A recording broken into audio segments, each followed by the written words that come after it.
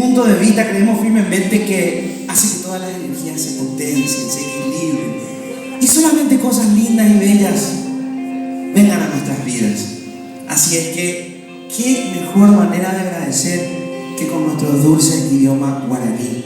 Así es que les invitamos a poner una intención para agradecer y nosotros les dedicamos esta canción desde aquí, desde el corazón para todos ustedes. Dice así.